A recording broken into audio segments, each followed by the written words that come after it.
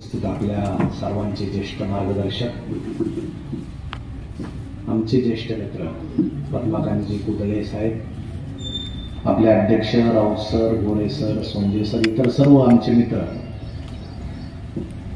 तसा माझा लवकर नंबर लागला, कारण म्हटलं आता पुण्यतिथी आहे, अनेक जण आपल्या भावना व्यक्त करतील. मला वाटतं 15 वर्ष आपलं हे आहे. सरांनी माझी ओळख करून दिली, जरा जास्तच दिली, त्यामुळे आपल्या अपेक्षा जास्त वाढल्या असतील. पण त्यांनी एक वाक्य खूप छान इथं वापरलं की आता आपण हसणार आहोत. त्यामुळे मी काही बोललो तरी आपल्याला हसावं लागणार आहे, कारण आलेल्या पाहुण्याला नाराज करून चालत नाही. आणि ते गेल्यानंतर आपण संयोजकांना सांगाल नेमकं यांना कशासाठी बोलवलं होतं. मी हसण्यासाठी बोलतच नाही, लोक हसतात, हसू येईल तिथं हसतात. अडचण हीच आहे की त्यांनी सांगितलं की सध्या स्ट्रेस जास्त आहे, तणाव जास्त आहे. आता मध्यंतरी जगामध्ये सगळ्यात आनंदी देश कुठला आहे याचा एक सर्व्हे बाहेर आला, हॅपीनेस इंडेक्स. त्याच्यामध्ये पाकिस्तानचा नंबर आपल्या पुढे आहे. म्हणजे पाकिस्तानचे लोक जास्त आनंदी आहेत की जिथं 500 रुपये लिटर डिझेल आहे, पेट्रोल आहे, भाज्या प्रचंड महाग आहेत, अनेक लोक नुसत्या पावावर जगतात, ते लोक आपल्यापेक्षा आनंदी आहेत. आणि भारतातल्या लोकांना सगळं मिळून सुद्धा, मला वाटतं सगळं मिळाल्यामुळंच ते आनंदी नाहीत, ते हसत नाहीत. याचे अनेक कारण आहेत. आणि महाराष्ट्रात फिरताना आम्ही गमतीनं याचा शोध घेत असतो. मध्यंतरी कोरोनाचा काळ होता, 2 वर्ष आपले फार भयानक गेले.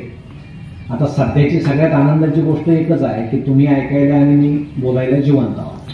म्हणजे पहिली आनंदाची गोष्ट ही आहे. आपल्यातून अनेक दुर्दैवी जीव निघून गेले, त्यांना आपण श्रद्धांजली वाहिली. कोरोनाच्या काळामध्ये अनेक गोष्टी घडल्या. एकत्रित कुटुंब पद्धतीचा लाभ झाला. आमच्या पुरुषाला समजलं आमच्या स्त्रिया किती काम करतात. स्त्रियांना सुद्धा 2 वर्ष पुरुष घरात म्हटल्यावर तुमचं काय झालं असेल काही सांगायला नको, कारण ते फार सुसह्य असतात असंही नाही. परंतु 2 वर्षात अनेक गोष्टी घडल्या, आपण शिकलो. अनेकांना बेड मिळाले, ते गेले, ज्यांना मिळाले नाही ते वाचले. अनेक घटना होती. डॉक्टरांनी अनेकांवर प्रयोग केले, औषधं माहीत नसताना सुद्धा. काही जण ते अजून भोगतायत, ते प्रयोग केलेले अजूनही भोगतायत. अजूनही काही जण ताळ्यावर नाहीत, काहींना समजे ना जगात काय चाललंय. हे सगळे कोरोनाचे विचित्र प्रकार आहेत. परंतु कोरोना ही पहिलीच महामारी आपल्याकडे आली असं नाही. दर 100 वर्षांनी या जगावर महामारी येते. आपण जर इतिहास पाहिला तर 1820 साली स्पॅनिश फ्लू नावाचा एक प्रकार आला होता. म्हणजे अमेरिकेचं सैन्य आघाडीत फिरलं जगामध्ये आणि सगळ्यांना तो स्पॅनिश फ्लू नावाचा संसर्ग झाला. सर्दी खोकला असाच विषय होता. अनेक माणसं त्यात मेली. त्यानंतर बरोबर 100 वर्षांनी म्हणजे 1920 साली प्लेग आला. आपल्यातल्या काहींना तो आठवत असेल. आपल्या वडिलांना, आपल्या आजोबांना त्या गोष्टी घडल्या असतील की काखेत गोळा यायचा, मानेत गोळा यायचा. जहाजातून उंदरं आले आणि ते उंदरं कुठं चीनमधून आले असं म्हणतात. म्हणजे चीन हा तसा रोग उत्पादक देश आहे पहिल्यापासून. आणि मग त्या उंदराच्या अंगावरच्या पिशव्या उडाल्या, त्या अनेकांना चावल्या, प्लेगनं उच्छाद मांडला. पुण्यामध्ये त्या रायांना गोळी घातली चाफेकर बंधूंनी त्याच काळामध्ये. पुण्यामध्ये त्या काळात एक अशी अफवा पसरली की लोकमान्य टिळकांनी गणपती सार्वजनिक केला, त्यामुळं गणपतीला राग आला आणि त्यानं आपल्या वाहनाला आदेश दिला की तू साप पसरव. आणि मग त्यानं प्लेग पसरवला आणि त्यात अनेक माणसं मेली. असं ती पुण्यातली अफवा आहे. आता तिथून काही अफवा बाहेर येऊ शकतात. तर तो 100 वर्षापूर्वी 1920ला प्लेग आला आणि बरोबर 2020ला 100 वर्षांनी कोरोना आला. कोरोना विमानातून आला. तो आपण भोगलेला आहे, त्याविषयी मी जास्त बोलत नाही. पण साथ दर 100 वर्षांनी येते. अजून पुढे 100 वर्षांनी ते येईल. तुम्ही जर नीट अभ्यास केला तर स्पॅनिश फ्लू जो आला तो आघाडीतून आला, प्लेग आला तो जहाजातून आला आणि कोरोना आला तो विमानातून आला. म्हणजे महामारी सुद्धा वाहन बदलते प्रत्येक वेळेस येताना. आता पुढच्या 100 वर्षांना कशातून येईल सांगता येत नाही. आपल्यातले काही जण ते पाहायला असतील, बहुतेक जण नसतील. पण एखादा टिकला तर ती त्याची शेवटची महामारी असेल. कारण निसर्ग सुद्धा सांगतो की इतरांना जागा द्या, तुम्ही कुठवर बसता इथे. असं सगळं तो विषय आहे. परंतु या विषयात सुद्धा कोरोना नंतर मात्र आपल्या भारतातील लोकांना असं वाटायला लागलं की आपण तणाव हटवला पाहिजे, आनंदी राहायला पाहिजे. मग आपण सगळं असून आनंदी का नाही याची जे कारण आहे त्याचा शोध जर आपण घेतला तर आपण जुन्या काळाकडे गेलं पाहिजे. आमच्या आजोबाच्या वडिलांच्या वयाची काही माणसं इथे आहेत. त्यांना आठवत असेल की त्या काळात करमणुकीचं साधन नव्हतं. फक्त रेडिओ असायचा गावामध्ये. आता आमचे मित्र अरुण दवणे माझ्याबरोबर आलेले आहेत, त्यांनी सांगितलं की 6 सेलचा रेडिओ असायचा आणि संध्याकाळी सेल सुद्धा काढून ठेवावे लागायचे, कारण ते सेल उतरायचे. मग त्या गावामध्ये 3-4 जणांकडेच फक्त रेडिओ असायचा आणि तो गळ्यात घालून ते फिरायचा मोठ्या आवाजात. तो गाणं मोठ्यात लावायचा का, कारण माझ्याकडे रेडिओ आहे त्याला समजलं पाहिजे आणि बाकीचे पण ऐकायचे, याच्याकडे असलं तरी आम्हाला ऐकायला येतं. तर असं ते सगळा आनंदाचा विषय होता. म्हणजे त्या काळात रेडिओला इतकं महत्व होतं की हुंड्यामध्ये सुद्धा रेडिओ द्यायचे. म्हणजे नवरदेव सांगायचा मला हुंड्यात रेडिओ मिळाला. म्हणजे त्या काळामध्ये लग्न झाल्यावर 2 रेडिओ घरामध्ये यायचे. एकाला बंद करायची सोय होती, दुसरा बंदच होत नव्हता, पण तरी आपल्याला तो हवाच असतो. आपण तो घरात आणतो. अनेक बँडचा रेडिओ असतो तो, वेगवेगळे बँड असतात, काहींना सेलच नसतो, काही विजेवरचा, काहींचे सेल उतरतच नाही. असं ते सगळे विषय आहे. पण पूर्वी रेडिओमध्ये रेडिओच असायचा आणि मग गावामध्ये नाटकं वगैरे यायची. मला आठवतं रामलीला आमच्या गावात यायची, महिनाभर चालायची आणि रामलीला आल्यानंतर सगळे गावातले लोक ते पाहायला जायचे. मग त्यावेळेस पुरुषानं नाटकात काम करायचं, कारण स्त्रीला नाटकात काम करायची बंदी होती. म्हणून बालगंधर्व निर्माण झाले. बालगंधर्व इतके छान दिसायचे की ते स्त्रीचे रूप घेऊन पुण्यामध्ये एकदा कुठं हळदी कुंकवाला गेले तर त्यांना ओळखलं सुद्धा नाही इतर स्त्रियांनी, असं म्हटलं जातं. आणि मग एखादा छान देखणा पुरुष सीतेचं काम करायचा आणि तो पुरुष असल्याला परवडायचा, कारण प्रत्येक प्रयोगाला रावण त्याला पळून न्यायचा. तो पुरुष असल्यामुळे त्याला पुन्हा आणून सोडायचा. त्यामुळं रामलीला अशी अखंड सुरू असायची. सध्या मध्येच बंद पडतात काही शूटिंग वगैरे, तसं त्या काळात काय नव्हतं. आणि मग रामलीलाचा प्रयोग संपला की राम असा उभा, लक्ष्मण असा उभा, म्हणजे ते काम करणारे नट असे उभे राहायचे आणि गावाची रांग लागायची त्यांच्या पाया पडायला. मग रामाच्या पाया पडायला रांग, लक्ष्मणाच्या पाया पडायला रांग. आजी मला घेऊन एकदा रांगेत उभी राहिली आणि आम्ही रांगेतून पुढे सरकत असताना मी पाहिलं रावण एकटाच उभा होता आणि त्याला 10 तोंड होते. म्हटलं हा रे, हातात जास्त मोठा देव दिसतोय आणि याचे पाय पण मोकळे आहे. मग पटकन मी रावणाच्या पाया पडलो. तर आजीने मला धपाटा टाकला, कारण ते म्हटले हा दुष्ट आहे. मग देव असून दुष्ट कसा, तर तिनं मला समजावून सांगितलं याचा अर्थ त्या काळामध्ये सार्वजनिक कार्यक्रमातून सुद्धा मुलांवर संस्कार व्हायचे, असा तो काळ असायचा. गावामध्ये नाट्य यायचे. मला आठवतं एक नाटक असं आलेलं होतं, सगळं गाव जमा झालेलं आणि त्यामध्ये एक असं दृश्य होतं की तो हिरो असं पिस्तूल घेऊन उभा आहे आणि व्हिलन त्याच्या समोर उभा आहे आणि तो हिरो त्याला असं म्हणतो की तू खूप दुष्ट आहेस, मी तुला गोळी घालून ठार करतो. आणि त्यावेळेस असं माईक वगैरे नव्हतं, तंत्रज्ञान नव्हतं, मोबाईल नव्हते, काय नव्हते. पद्धत काय होती, हिरोना असं म्हणायचं आणि पडद्यामागून एकानं फटाका वाजवायचा आणि त्याचा खूप आवाज झाला की व्हिलननं पडायचं. असं ते दृश्य होतं. मग तो हिरो आपला पिस्तूल उभारून असा उभा राहिला, व्हिलन असा घाबरला.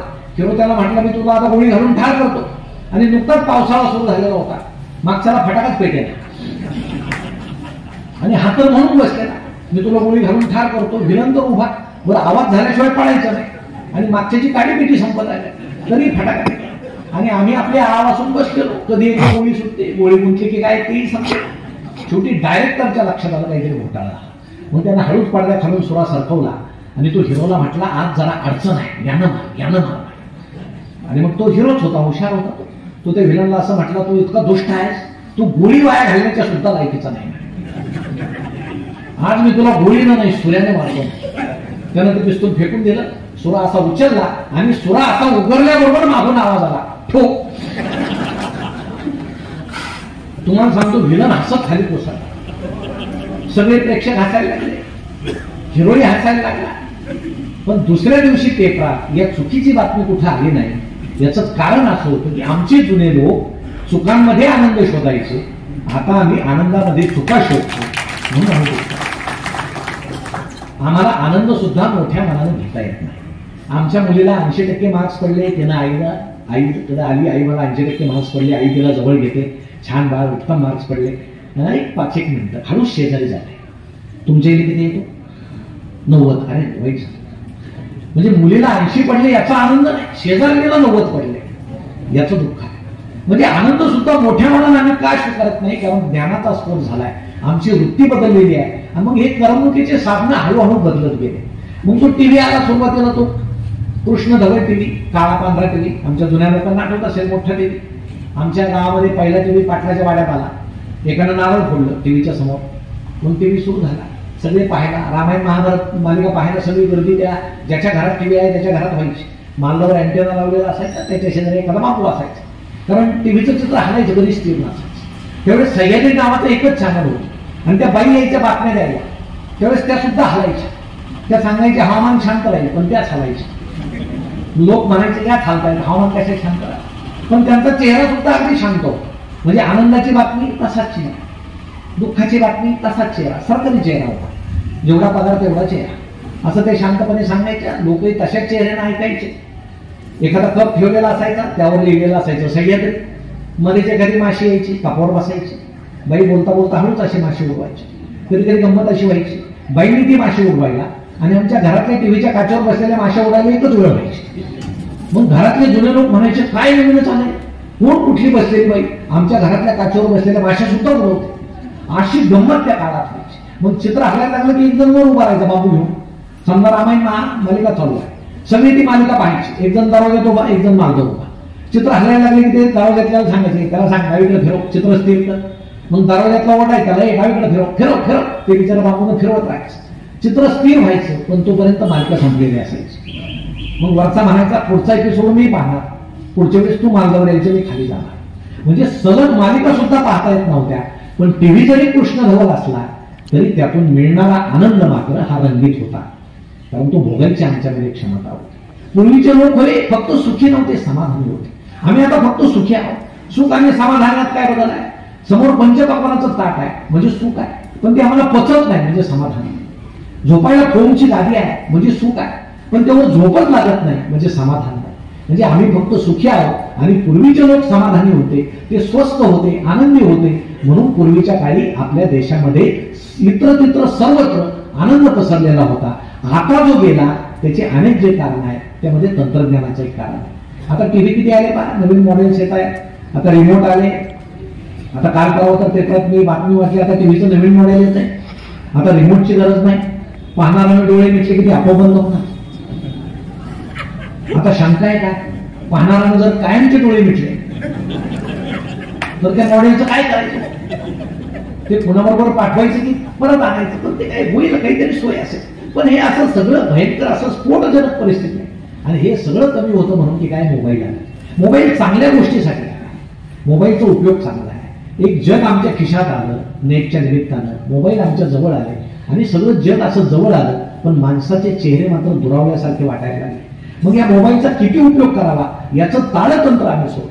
पूर्वीचं घर तुम्ही पहा, आई वडील मुलगा मुलगी जर घरामध्ये असतील तर वडील उठल्याबरोबर पूजा करायचे, आई उठल्याबरोबर तुळशी वृंदावनाला पाणी घालायची, तो तरुण मुलगा उठल्याबरोबर व्यायाम करायचा आणि आमच्या घरातली तरुण मुलगी उठल्याबरोबर अंगण झाडायची, अंगण सारवायची. हे पूर्वीच्या घरातलं चित्र होतं. आता तुम्ही विचार करा, ज्याच्या घरात 14 आहेत, नाही 5 जण आहेत, 6 जण आहेत, उठल्याबरोबर तुम्ही काय करता? तुम्हीच मला सांगा. सगळेजण काय करतात? आधी मोबाईल आम्ही पाहतो, यातून कोणी सुटलेलं नाही. आधी मोबाईल पाहायचा, कारण जगाची काळजी आहे. रात्रीतून काय झालं असेल, मग रात्री गावात कोणतरी गेलेला असतो, मग त्याचा पहाटेच फोटो येतो, हे रात्री गेले. मग ओळखीचा असो नाही तर नसो, भावपूर्ण श्रद्धांजली सगळ्यांची व्हायची. 5-6 फुलं टाकून द्यायचे. आता आमच्याकडे फुकट जाय 10-12 टाका, काय फरक पडत. त्याच्या खाली लगेच दुसरा एखादा फोटो येतो, आज यांचा वाढदिवस आहे, म्हणजे यांचा जन्म झाला, जगावर किती उपकार झाले. ओळखीचे असो नाही तर नसो, वरचेच फुलं यांना टाकून द्यायचे.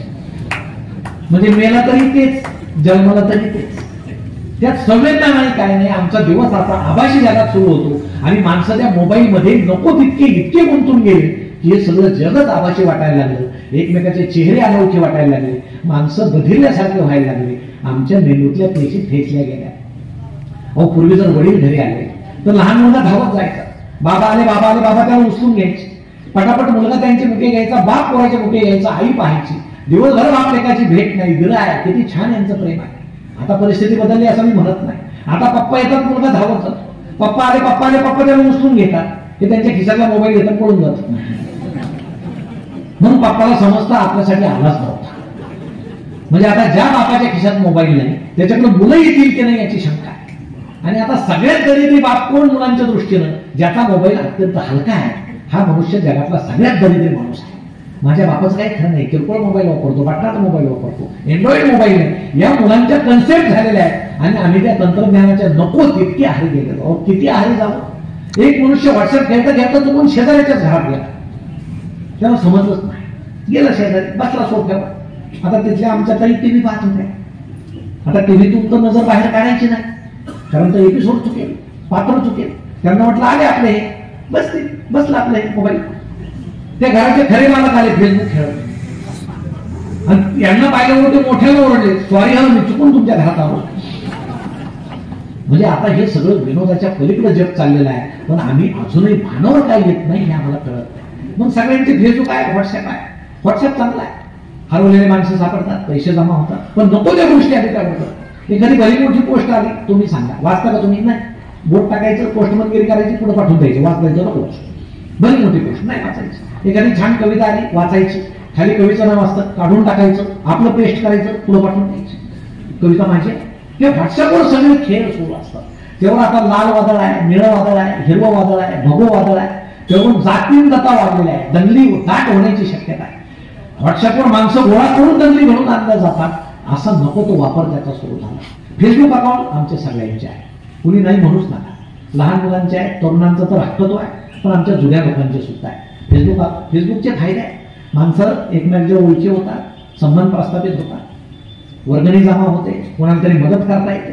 पण जागतिक चिंतेची आम्हाला आता सवय लागलेली आहे. एक तर त्या फेसबुक अकाउंटवर जी माहिती भरतात ती तपासायला कोण नसतं. तुम्ही काही टाका, काही जण फोटो टाकतात तो त्यांचा नसतो. आपला जर चेहरा चांगला नसेल, एखादा सुंदर चेहरा टाका, आपला टाका असं नाही. चांगला चेहरा टाकल्यानं काय होतं, रिक्वेस्ट जास्त येतात. नाही, रिक्वेस्ट जास्त येतात. प्रत्यक्ष बायकोवर सुद्धा पडायची वेळ येते कधी. आणि यात तर असं दिसलं हे वेगळंच आहे. मग जागतिक चिंता कशी आहे? आमच्या ताईंनी एक गंमत करा. आता घरी गेल्यावर तुम्ही काय करा, तुमचा फोटो टाका फेसबुकवर आणि खाली एकच ओळ द्या, मला सर्दी झाली, टाकून पाहतो. काय होतं बघा, अहो तेवढी ओळ टाकल्याबरोबर तुम्हाला जगभरातून हजारो कमेंट्स येतील. मॅडम अमुक गोळी घ्या, मॅडम याची वाद घ्या, त्याचा काढा प्या, हे औषध प्या. आणि घरात बायको शिंकत फिरते, हातीकडे पाहत सुद्धा नाही. आणि फेसबुकवरच्या कोण आणून की बाई त्यांना सल्ले, अरे इथे कधी गोळी आणून दे. पण शेजारचं दुःख आम्हाला दिसत नाही. फेसबुकवरच्या नको त्या बाईला आम्ही सल्ले देतो. ही जागतिक दुःखाची सवय. आमच्या तरुणांची सख्खी बहीण लागण्याची आहे त्याची चिंता नाही. ऐश्वर्या रायचं लग्न झालं, यांना फार दुःख झालं. त्या दिवशी या देशातले निम्मे तरुण जेवलेच नाही आणि निम्मे मी अभिषेक केला इथला संसार सुखाचा हो. आता ते त्याच्याशी नाही तर तुमच्याशी लग्न करणार होती का नाही? म्हणजे दुःख आपल्याकडे येतच नाही की तुम्ही पाळता कशाला, हा फार मोठा प्रश्न आहे. पण आम्हाला जागतिक दुःख, जे दुःख आमच्याच्यानं मिटलंच जाणार नाही, ते दुःख उरावर घेऊन जगण्याची या भारतातल्या लोकांना सवय लागली. म्हणून आम्ही अस्वस्थ आहोत. अहो छोटे छोटे दुःख आहेत ते आम्ही पाहायला पाहिजे, त्याचा आम्ही निचरा केला पाहिजे. आमच्या घरात सुख आहे ते आम्ही पाहत नाही. घराचं दुःख न फेडता आम्ही समाजाचं, जगाचं सगळं दुःख फेडायला पाहतो. हे अत्यंत चूक आहे. म्हणून आम्ही अस्वस्थ आहोत. म्हणून हे सगळी अस्वस्थता कमी करायला शिक्षण आहे. पण आमचं शिक्षण सुद्धा आता काय देतं, आमचे अनेक विपरीत आहे. हे शिक्षण आम्हाला जगण्याला संघर्ष करायला उपयोगी पडतं? हे शिक्षण आम्हाला आनंद देतं का?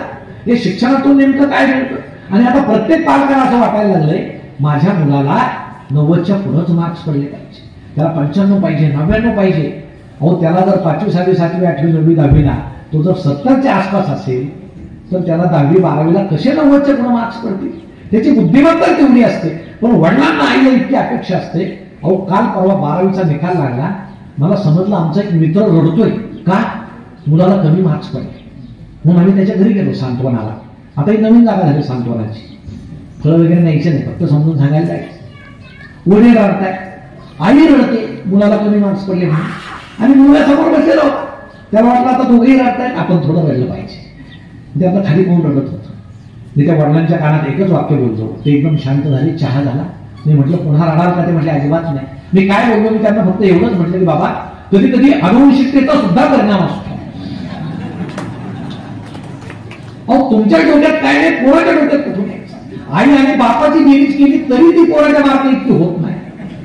पण दोघांचं असं तरी माझ्या पोराला काय इतके मार्क्स पडले नाही. मार्क्स पडले पाहिजे, पण त्याची बुद्धिमत्ता तेवढी आहे का, आपण ती ओळखलेली आहे का याचा आम्ही विचारच करत नाही. म्हणून त्याची क्षमता काय? तो जर चांगलं चित्र काढत असेल तर पेन्सिल आणून द्या, त्याला कॅनव्हास आणून द्या, त्याला चित्रकलेत मोठं करा. एक चित्र हजारो कोटी रुपयाला विकते. तो चांगलं खेळत असेल त्याला बॅट आणून द्या. आमच्या एखाद्या ताईला चांगली मेहंदी काढता येत असेल तिला मेहंदी शिकवा. नवऱ्या वगैरे 20-25 हजार रुपये मेहंदी काढायची घेतली जातात नाही. त्याला रांगोळी येत असेल ती रांगोळी शिकवा.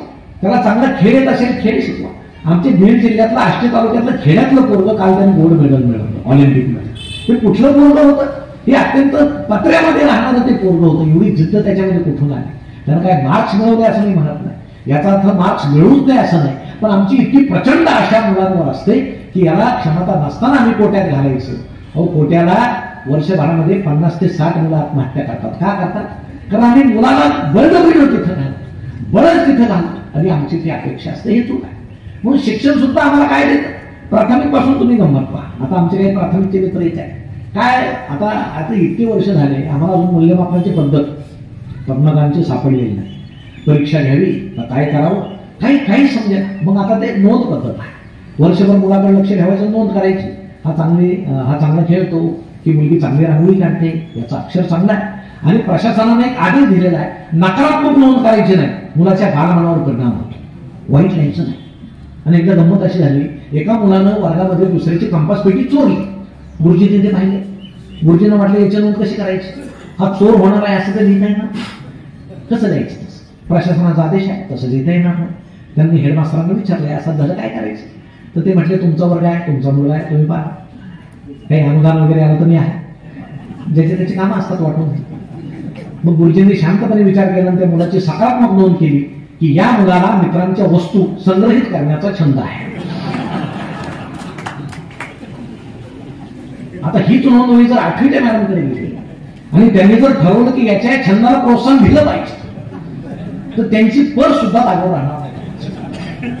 पण हे सगळं आता सुरू आहे. त्यात आव्हान तर काय? मुलांना शिकूच नका, बाकीचे सगळे कामं करा, जनगणना करा, हे करा, सगळ्या गोष्टी करा, फक्त शिकू. मग एक साहेब ज्यावेळेस वर्गात गेले, त्यांनी गुरुजींना सांगितलं सगळ्या हुशारांना उभा केला. मग साहेबांनी त्याला विचारलं साठी किती? तो म्हटला 35. साहेब गुरुजींना म्हटलं सगळ्यात हुशार? म्हणे हाच आहे. म्हणे कसं काय? म्हणे बाकी सारे 35च्या आतच म्हणतात, हा निदान 49 पर्यंत आलाय. आणि जसं तुम्ही आम्हाला शिकवायला वेळ द्या, आम्ही याला 49 पर्यंत आणणार. ही अशी पद्धत आहे, ही असे प्रकार आहे. मग या सगळ्या धबाडीतून आमचे मुलं शिकवायचे, पुढे न्यायचे, माध्यमिकला आणायचे. माध्यमिकचं नागरिकशास्त्र खरं आहे का? 100 वर्षाचं जुनं झालं ते पुस्तक. वर्गात तर शिक्षकांनी मुलाला विचारलं, बाळ राष्ट्रपती राजवट कधी लागते? आणि त्यानं सर सांगितलं रात्री लागते आणि पहाटे उठते, तर काय करायचं? बरोबर जायचं की चूक द्यायचं? सर जर म्हटले चूक आहे, मुलगा म्हणेल सर तुम्ही पाहता की नाही, रात्रीच पाळाले, पहाटे आले, शपथविधी झाला, राष्ट्रपती राजवट उठली. सो हे बाहेरचं नागरिकशास्त्र आहे. आमच्या मॅडम शिकवतात 18 वर्ष पूर्ण झाल्यावर मतदानाचा हक्क प्राप्त होतो. मुलगा घरी जातो, मतदानाचा दिवस उजाडतो, त्याच्या डोक्यात असतं 18 पूर्ण झाल्यावर मतदानाचा हक्क आहे, आपल्याला नाही, वडिलांना नाही.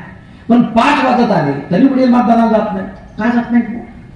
मला शंका आहे, यांना 18 पूर्ण व्हायला काही मिनिटं बाकी आहेत का? पण आपल्याकडे खरं मतदान तर 5 नंतर सुरू होतं. मग कुठली तरी गाडी येते, वडिलांच्या हातात काहीतरी दिलं जातं प्रलोभन म्हणून, आणि वडील त्या फुकटच्या गाडीत जातात. मुलाला समजत नाही आपण वर्गात शिकतो ते नागरिकशास्त्र खरं आहे की हे बाहेर चाललेलं नागरिकशास्त्र खरं आहे. हे बदल होण्याची वेळ आहे. हे सगळं बदललं पाहिजे. हे बदलत नाही. तोच अभ्यासक्रम, त्याच गोष्टी, समाज वेगानं बदलतोय, अभ्यासक्रम तोच आहे. आम्ही मुलांना पुन्हा या वर्तमान काळातून भविष्य काळात नेण्याऐवजी भूतकाळात लोटतोय. ते कसे आनंदी होणार, कसे सुखी होणार, कसं त्यांना यश मिळणार, आणि पालक कसे यशस्वी होणार. उच्च शिक्षणामध्ये तर उच्च कोटीचे लबाडी सुरू आहे. तुम्हाला उच्च कोटीचे मुलं सांगतात प्राध्यापकांना, मी येणार नाही तासाला, मी कोचिंगला जाणार आहे, हजेरी लावत असल्यास मी तुमच्या कॉलेजला ऍडमिशन घेतो. मग कॉलेजला फक्त ऍडमिशन घ्यायचं, तासाला जायचं नाही. एका दिवशी प्राध्यापक मुलांना म्हणतात चला रे तास आहे. मुलं म्हणतात सर आज आम्हाला कंटाळा आलेला आहे. दुसऱ्या दिवशी मुलं म्हणतात सर चला आज तास घेऊ. सर म्हणतात आज मला कंटाळा आलेला नाही. तिसऱ्या दिवशी दोघांनाही कंटाळा आलेला नसतो. चौथ्या दिवशी दोघे आनंदी असतात कारण तो रविवार असतो.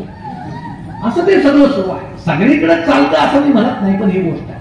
मग आता शिक्षकाचा विद्यार्थ्यांवर विश्वास नाही, विद्यार्थ्यांचा शिक्षकांवर नाही, आणि समाजाचा दोघांवरही विश्वास नाही. अशा बाबीमध्ये हे शिक्षण आम्हाला आनंद देईल का, हा फार मोठा प्रश्न आहे. विश्वासाचाच विषय आहे. मध्यंतरी एक छान विनोद व्हॉट्सअपवरच करत होतो. इंजिनिअरिंगच्या मुलांनी एक विमान तयार केलं, चार्टर्ड विमान, आणि सगळे प्राध्यापक त्यात बसवले. आणि त्या इंजिनिअरिंग कॉलेजचा जीएस समोर गेला आणि सगळ्या प्राध्यापकांना म्हटलं की सगळ्या गुरुदेवांना मी एक सांगतो की तुम्ही जे ज्ञान आम्हाला दिलं ते ज्ञान ग्रहित करून आम्ही हे चार्टर्ड विमान तयार केलेलं आहे. काय झालं असेल? सगळे प्राध्यापक म्हटले चला खाली. ते आपल्या देवत्यांनी तयार केले, खाली उतरा. विश्वासच नाही. सगळे खाली उतरले, प्राचार्य बसून होते. एक प्राध्यापक म्हटले सर ऐकलं नाही का, ते आपल्या विद्यार्थ्यांनी तयार केले, व्हा खाली. प्राचार्य म्हटले नाही, माझ्या विद्यार्थ्यांवर पूर्ण विश्वास आहे, मला खात्री आहे हे विमान उडणारच नाही. किती खात्री आहे. मग अशी खात्रीच कुठं नसल्यामुळं शिक्षणाचा पूर्वीचा जो अनुबंध आहे तो आता विरत चाललाय, त्यातला आनंद विरत चाललाय, सुख विरत चाललंय, समाधान विरत चाललंय आणि ते समाजामध्ये पाझरून आम्ही अस्वस्थ होत चाललो. मग आम्हाला अपेक्षा किती आहे? मुलाला 55% मार्क्स पडले, त्याला कुठल्या साईडला घातलं पाहिजे? 55% आर्ट्स आहे, आर्ट्सला गेलेले अनेक मुलं मोठी होतात. कॉमर्स आहे, वाणिज्य शाखेला चांगले दिवस आहे, पण सायन्स म्हणजे आमच्याकडं हा प्रतिष्ठेचा विषय आहे. सायन्सला घालायचं. माझ्या शेजारचा मुलगा सायन्सला आहे, मला सायन्सला घाला, त्याला 90 होते, तुला आहेत का नाही? 55 आहे. मग 12वीला पडले, किती कमी पडले विषय नाही, पण वडिलांकडे तयारी आहे. आता काही जण म्हणतात मेडिकलला जाऊ. आता कोरोना नंतर ते प्रमाण जास्त वाढलेलं आहे की मेडिकलला घातलं पाहिजे. प्रत्येकाला वाटतं आपल्या मुलानं समाजाची सेवा केली पाहिजे. म्हणजे खरं काय मला माहित नाही, पण तो डॉक्टर झाला पाहिजे. कारण ते आजूबाजूला भागात काय परिस्थिती आहे, हॉस्पिटलचे आता हॉटेल झाले, 5 स्टार हॉटेल झाले. मग हा डॉक्टरच झाला पाहिजे. तुम्ही मला सांगा 55%चा डॉक्टर केला पाहिजे का? पण तशी सोय आहे. पण माझं तुमच्या उलट मत आहे, इतक्या कमी मार्काचे खूप डॉक्टर झाले पाहिजे, त्याशिवाय देशाची लोकसंख्या कमी होणार नाही. मग बाप काय करतो? 55 लाखाची बॅग घेतो, 55% पोरग घेतो. आपल्याकडे 55% पोरग डॉक्टर करण्याची सोय आहे. मग ते कॉलेजमध्ये जातात, बॅग सहित पोरग ठेवून घेतात. झाला हा. आता मला माझ्या डोळ्यापुढे चित्र असं येतंय, अजून 10-15 वर्षानं असे 55-60% सगळे डॉक्टर जर समाजात आले, कोणी डॉक्टर असेल तर माफ करा, तुम्ही सगळे मेरिटचे डॉक्टर आहात, पण 55-60चे डॉक्टर जर या समाजात आले तर काय होईल? मला आठवतं, तुम्ही चित्र डोळ्यापुढे उभे का? एक डॉक्टर ज्यावेळेस ऑपरेशन थिएटरमध्ये गेले, पेशंटनं पाहिलं कोपऱ्यामध्ये हार पडलेला होता. पेशंट घाबरलं. तो म्हणाला, डॉक्टर साहेब हार कशाला ऑपरेशन थिएटरमध्ये? तर डॉक्टर म्हटले, कसं आहे, माझं पहिलंच ऑपरेशन आहे, ऑपरेशन सक्सेस झालं तर हा हार मला, नाही झालं तर तू ना, वाया जाणार नाही. ही परिस्थिती आहे. मग या गमती एक डॉक्टर पेशंटला इंजेक्शन देत होते, म्हणत होते, देशपांडे घाबरू नका, देशपांडे घाबरू नका. पेशंट म्हटलं, डॉक्टर साहेब माझं नाव देशपांडे नाही. डॉक्टर म्हटले, माझं नाव देशपांडे आहे. हे सगळे 55%चा विषय. मग सांगायचं की, आणि आता सगळे स्पेशालिस्ट निघाले, कान नाक डोळा. पूर्वी असं आहे नव्हतं, एकच डॉक्टर असायचा कॉमन. आता कानाचा वेगळा, डोळ्याचा वेगळा. तुम्ही लक्षात ठेवा, 10 वर्षांनी अशी परिस्थिती येईल, उजव्या नागपुरीचा स्पेशालिस्ट वेगळा, डाव्या नागपुरीचा वेगळा. डावीकडे गेली की तो उजवी बंद पाडली, उजवीकडे गेले तो डावी बंद पाडली, एक दिवस दोन्ही बंद पडते. हे सगळे असे बाहेरच्या कानाच्या पाळीचा वेगळा, आंतर कानाचा वेगळा, बारीक बारीक आवाजाचे भाग होणार. कारण एवढी स्पेशालिटी वाढलेली आहे. आणि हे सगळे प्रकार असे मला आठवतं, पूर्वी सरकारी दवाखान्यात मी लहान असतो, आणि आमच्या गावात तर एकच डॉक्टर होते आमच्या गल्लीमध्ये, आणि त्यांचा दवाखाना वर होता माडीवर, आणि जिन्यावर पाटी होती. डॉक्टर दवाखाना वर जाण्याचा रस्ता, त्यामुळे वर गेलेला पेशंट खाली येईलच याचा भरोसा नसायचा. पण तरी सगळं गाव जिवंत होतं, छान. सरकारी दवाखान्यात मस्त होतं. एकदा अजनवाल सरकारी दवाखान्यात नाही, 4-5 पेशंट असे उभे होते. मला त्यांनी असं उभं केलं. सरकारी डॉक्टरांचं एक मला फार कौतुक वाटतं, ते हात न लावता ओळखतात ताप किती आहे, स्टेथोस्कोप न लावता ओळखतात धडधड किती आहे. ते दूरच म्हटले, तुला काय या पुढे एक बर्गी होती भरलेली गोळ्यांची मोठी. मग असे वर्तमानपत्राचे तुकडे कापलेले होते, मग त्याची बुचकुली भरून गोळ्या द्यायची, खा खा. घरूनच अशी औषधाला काचेची बाटली न्यायची, फाडकन औषध होतायची. डॉक्टर किती पाहिजे? काही अडचण नाही, एक्सपायर होणार आहे, अहो चमचे नाही काय नाही, घोटा ना प्या. आणि गोळीचा आकार तुम्हाला सांगतो, त्या पांढऱ्या गोळीचा आकार आणि घशाच्या आकाराचा काही संबंध नव्हतो. म्हणजे माणूस आजारातून वाचेल पण गोळी गुंतून मरतो की काय, एवढ्या गोळ्या. मग आमचे जुने लोक कुठून गोळ्या खायचे? मग नवीन पोरं नावं ठेवतात, आमच्या आजोबा कुठून गोळ्या खातात, खाणार नाही तर काय करणार, 18 कुठून, नाही तर सरकार घशात गुंतून गेले असते ते माणूस. पण तरी ते पेशंट, ते 4-5 पेशंट 8 दिवसानं सगळ्या गावात असे छान फिरताना दिसायचे, त्याच पांढऱ्या गोळ्या, तेच लाल औषध. याचं कारण असं होतं, आपल्याला डॉक्टरांनी तपासलं, आपण बरे झालो की मानसिकता ही इच्छाशक्ती फार मोठी होती. आता ती इच्छाशक्ती राहिली नाही. पूर्वीच्या काळच्या लोकांच्या अंगात पांढऱ्या पेशी नव्हत्या का? कोणाच्यात का मरत नव्हत्या? आता सगळ्यांच्या मरायला लागल्या, कारण पांढऱ्या पेशी निर्माण करणारे औषध आले. आणि आता पद्मकांतजी, मेडिकल क्षेत्राचं सत्य हे आहे की आता आधी औषध येतं आणि मग त्याला लागू पडेल असा आजार काढला.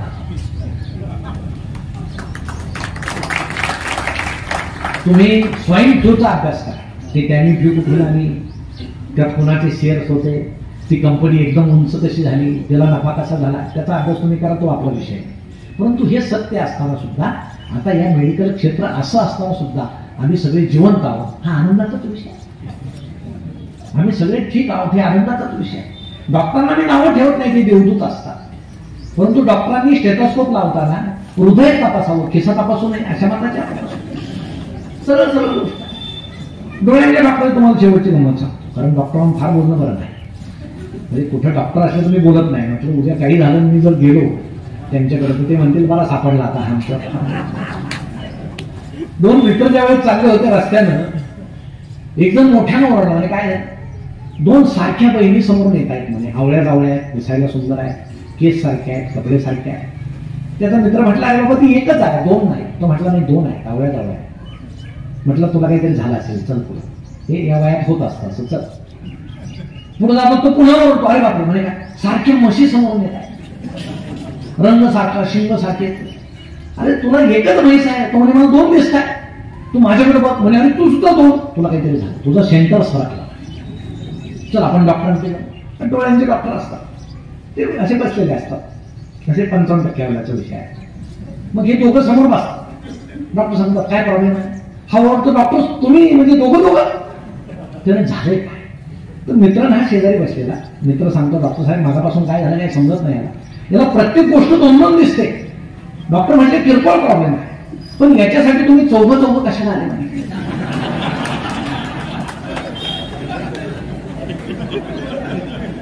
आता असं जर व्हायला विनोद सांगत, पण आता विनोदापेक्षा वास्तव जरा जास्तच भयानक आहे. म्हणून आपण नेहमी शोधतो की शिक्षण आम्हाला काय देतं. म्हणून सगळ्याला एकच सांगतो, आपल्या मुलाची बुद्धिमत्ता पहा, त्याला अमुकच केलं पाहिजे, तमुकच केलं पाहिजे असं अजिबात म्हणू नका.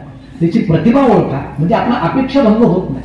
आम्ही मुलांकडून नको तितकी अपेक्षा ठेवतो, मग आनंद आपल्या आजूबाजूला आहे, आपल्याला तो दिसत नाही. आज जे विषयाला तुम्ही नाव दिलं ते खूप चांगलं दिसतं, आनंद वाटा आनंद मिळेल, मी त्याच मापाचा आहे. पण आम्ही आनंद वाटतो का? आम्ही नाही. आम्ही आनंद थोडासा शेअर करतो, दुःख मात्र सगळ्यांना नाही. समजा आपलं ऑपरेशन झालं, 2 स्टेन टाकले आणि आपण घरात पडून आहोत, काय अपेक्षा असते रे आपली, सगळ्यांनी भेटायला आलो.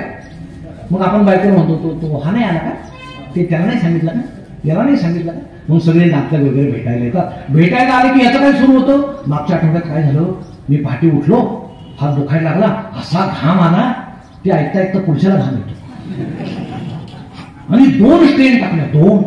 आता पुढच्याचा बायपास झालेला असतो, तू कशाला सांगतो त्या गोष्टी. तो नुसता हसतो, बाबा तुझ्या 2 स्टेन टाकल्या, माझं तर अख्खं उघडलं. मग आपल्यापेक्षा दुसऱ्याचं दुःख मोठं आहे आम्हाला समजतच नाही. म्हणून जसं आपण देवाला सुगंधित फुलं वाहतो, देवाला सुगंधित फुलं वाहिली की आपल्या हाताचा सुगंधित वास आहे, तसं आपण जर आनंद वाहिला, आनंद वाटला तर आपल्याला सुद्धा आनंद मिळतो. पण आपल्याला दुःख सांगत फिरायची सवय, दुःख देखणं करायची सवय. दुःख तुम्ही सांगा, जवळच्यांना सांगा, मित्राला सांगा, मैत्रिणीला सांगा, पण ते सत्यनारायणासारखं वाटत फिरू नका. तुम्ही नुसतं दुःख सांगताय समजलं तर तुमच्या जवळ कोणी येणार. लोक म्हणतील आम्हाला जेवढा आहे हा आला करू नका, हा ज्याला काय नवीन आहे काय समजत नाही. म्हणून आमचं सुरुवातच तशी होती. आम्ही सकाळी पहाटे उठल्याबरोबर काही जण काय करतात, आता आपल्याला जरा आरोग्याची काळजी आहे, शरीराची काळजी आहे. एक डॉक्टर सांगतात चहा सोडा, दुसरे सांगतात दूध सोडा, तिसरे सांगतात गरम पाणी द्या, चौथे सांगा. मग एक दिवस सगळं सोडलं जातं. नाही हे सगळे प्रथा वगैरे पाळून मग दीक्षितांचं व्याख्यान आपण ऐकलं, चांगलं असतं की पथ्य पाळा, इतके वेळेस जेवा, 1 घास इतके वेळेस चाला. मग आपण पथ्य पाळले की 2 महिन्यात लगेच 90 किलोचे आपण 70 किलो, किती 2 महिने, 2 महिन्यात दीक्षित विसरले. जे सुरुवात होती की 110. मग आपल्या शरीराला ते मानवता येते आहे का? आपलं शरीर तसं आहे का? पहाटे उठल्याबरोबर काय करायचं, ते रामदेव बाबा आहे चॅनलवर येतात ते. आता ते पहाटे उठतात कारण ते लवकर झोपतात, त्यांना काय काम नाही, ते पहाटे उठतात आपल्यापेक्षा. नाही ते आल्याबरोबर बसतात. आता रामदेव बाबा म्हणजे योगासनं करणं हे त्यांनी आरोग्यासाठी ते नाही करत, त्यांचा तो व्यवसाय आहे. म्हणजे जगात रामदेव बाबा असा एकच माणूस आहे की ज्याच्या कपड्याला खिसा नसताना त्याचे शेकडो व्यवसाय आहे. हो तो केलं पाहिजे. मग ते आल्याबरोबर बसतात, ते लगेच आपण त्यांच्या समोर बसतो. मग ते काय करतात, आल्यावर असं पोटगर गरगर फिरणार. आता आपलं फिरणार आहे तरी प्रयत्न आपला करायचा फिरलं. आता आपल्याला पोटासाठी गरगर फिरावं लागते, कुठं काही करायचं. मग ते काय करतात, एक पाय घेतात गळ्यात टाकतात. आपण काय करायचं, पाय घ्यायचा कसा बसा गळ्यात ते पटकन काढतात, आपला निघत नाही. आणि अडचण मग बायकोला बोलायचं, काय एवढा पाय का, ते काढा कशाला, दुसरा गुंतवतो. नाहीतरी गावभर याचे पाय त्याच्या गाड्यातच गुंतवत फिरता. तुमच्या गाड्यात बसा दिवसभर, असेच बसा. मला जे सहन होतं ते केलं पाहिजे. आमच्या एका मित्राने विचारलं दुसऱ्याला, तू योगासनं करतो का? करतो. काय होतं योगासनं? म्हणे आयुष्य वाढ. मग वाढलेल्या आयुष्यात काय करायचं? तो म्हटलं योगासनं करायचं. म्हणतेच गंमत आहे. मी फार कडक पथ्य पाळतो का, मला खूप जगायचं. खूप जगून काय करायचं? पथ्य पाळायचं. तू जगणार कधी? तुम्ही आरोग्याला 1 तास 2 तास द्या, पण बाकीचं जगायचंच नाही का? फक्त जगण्यासाठीच जगायचं, मरण येत नाही तोपर्यंत. बाकीचा आनंद कोणी भेटायचा. मग पहाटची वेळ आहे, तुम्ही फिरायला बाहेर पडले. पहाटे फिरताना आपला चेहरा कसा पाहिजे? प्रसन्न पाहिजे. काय दुःख असेल ते मनात असेल, पण आपल्याला लोक भेटतात, आपण प्रसन्न वाटल्यानं त्यांना भेटलं पाहिजे. मग काहींचे चेहरे पहा असे सुटके असतात ना, की काही जण म्हणतात हा आला वाटलो, रस्ता बदला, म्हणजे आता युद्ध सुरू होणार आणि पहिला मग याच्याच चेहऱ्यावर पडणार, असं त्याचा चेहरा असतो, असा हरवलेला असतो. मग आता दुःख मानू नका, तुम्हाला आजूबाजूला सुद्धा आपल्या गमती आहे, तुम्ही जरा नीट पहा. काही जण कुत्री घेऊन फिरतात. आता आपल्याला कुत्र नाही याचं दुःख मानायचं का? आपण नाही मानायचं. त्याच्याकडे बघा, कधी कधी तो लुकडा असतो, कुत्र मोठा असतो. तो कुत्र्याला धरवतो की कुत्र त्याला धरवते ते समजत नाही. मग आपलं मनाच्या मनात हसायचं, छान आहे, चाललंय पुढे. कोणतरी पती पत्नी चालले, त्यांच्या गप्पा ऐका, म्हणजे सहज ऐका, खूप जवळ जाऊन नका ऐका, त्यातही आनंद असतो. आणि हे पती पत्नी आहेत, यांचं लग्न होऊन किती वर्ष झाले हे तुम्ही ओळखू शकता. तुम्हाला सांगतो, तुम्ही उद्या पहाटे तो प्रयोग करा. जर ते फार गप्पा मारत चाललेले असले, टाळ्या देता येत तर सांगायचं 2-3 वर्ष झाले यांच्या लग्नाला. थोडेसे तुटक दिसले, 10 वर्ष झाले. अजिबातच नाही दिसले, 30 वर्ष होते. आता काय बोलायचं? आणि पुन्हा एकत्र दिसले तर ओळखायचं. 40-45 वर्ष होऊन गेले, दोघांनाही समजलं आपल्याला एकमेकाशिवाय कुणी नाही. पुन्हा एकत्र येतात, एकत्र ते कुठं जात नाही, पण गमती असतात. तुम्हाला गंमत सांगतो, मी एकदा पहाटे फिरायला बाहेर, नुकतंच उजाडलेलं होतं, खटपटलेलं होतं, चेहऱ्याने दिसत नव्हते. आणि मी असा फिरता फिरता माझ्या शेजारून कुणीतरी स्त्री गेली आणि ती मला म्हटली गुड मॉर्निंग. तुम्हाला सांगतो आनंद वाटला. मी म्हटलं गुड मॉर्निंग. आता घरी आला, आता असा चेहरा लपत नाही.